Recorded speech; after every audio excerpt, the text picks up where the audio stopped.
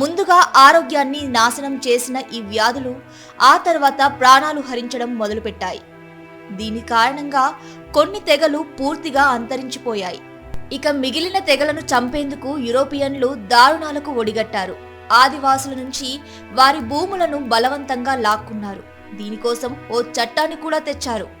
1830లో నాటి America president Andrei Jackson అమలు చేసిన ఇండియన్ రిమూవల్ యాక్ట్ కారణంగా ఆదివాసులంతా తమ భూములను కోల్పోయారు.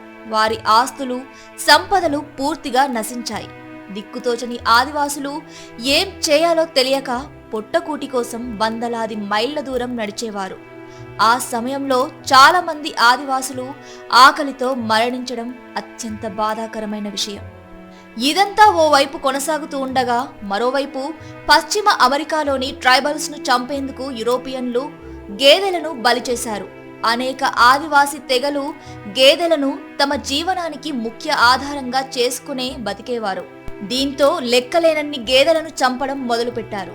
అలా 1890 నాటికి కేవలం 1000 గేదెలు మాత్రమే మిగిలాయి. ఈ విధ్వంసం ఆదివాసీలను పూర్తిగా బలహీనపరిచింది. ఏం చేయాలో దిక్కుతోచని వారంతా యూరోపియన్ వ్యాపారవేత్తలపై ఆధారపడే స్థితికి వచ్చారు.